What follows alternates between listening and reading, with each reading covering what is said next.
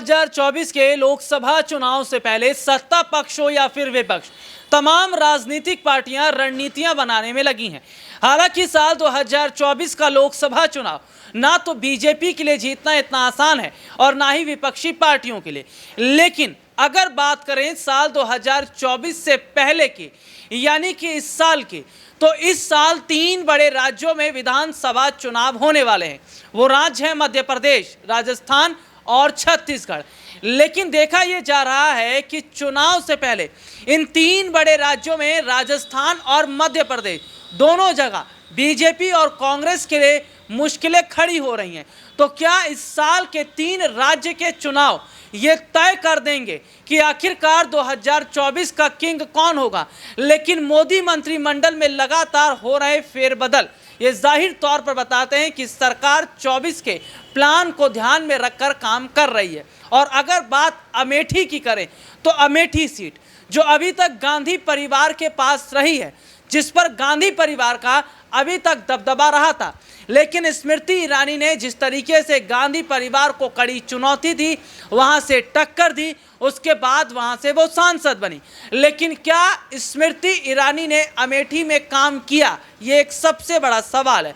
दरअसल अपने दर्शकों को ये बता दें कि स्मृति ईरानी जो 2014 से पहले महिलाओं के मुद्दों को लेकर, बेरोजगारी के मुद्दे को लेकर, शिक्षा और स्वास्थ्य के मुद्दे को लेकर, तमाम ऐसे मुद्दों को लेकर वो बात तो करती थी, लेकिन सत्ता बदलने के बाद, यानी कि 2014 के बाद जब से मोदी जी की सरकार आई, उसके बाद स्मृति ईरानी ने इन मुद्दों को उठाना ही बंद कर दिया। तो क्या सत्ता में आने के लिए इन मुद्दों को उठाया गया था? और सीधे तौर पर देखा जाए तो क्या अमेठी में इस बार स्मृति ईरानी को बड़ा झटका लगने वाला है? क्योंकि फैसला जो गांधी परिवार की तरफ से किया गया है वो ये है कि गांधी परिवार का कोई भी सदस्य अमेठी की सीट पर नहीं उतरेगा।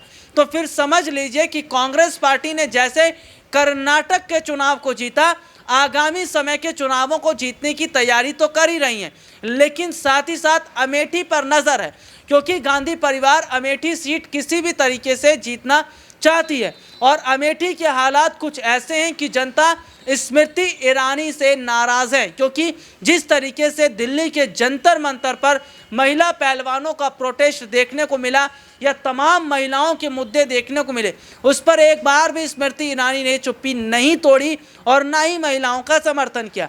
तो क्या महिला वोट बैंक अब बीजेपी के हाथ से खिसकता नजर आ रहा है? और साथ ही साथ युवाओं की बात करें, बेरोजगारों की बात करें, तो जिस तरीके से विपक्षी पार्टियां इन तमाम मुद्दों को लेकर आगे चल रही हैं, तो वहीं बीजेपी धर्म और जाति की राजनीति पर फोकस कर रही है।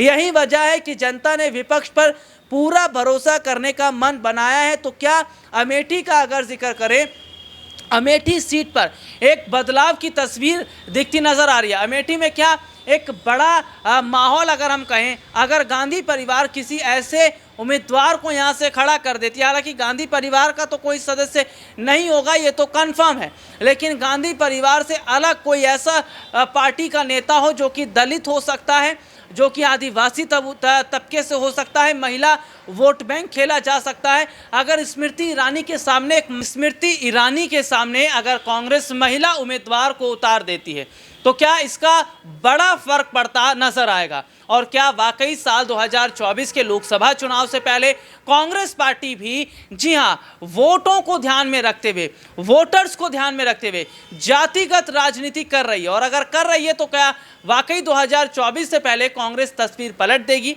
आज के लिए इतना ही, आपसे फिर दोबारा मुलाकात होगी, तब तक के लिए इजाजत दीजिए, नमस्कार।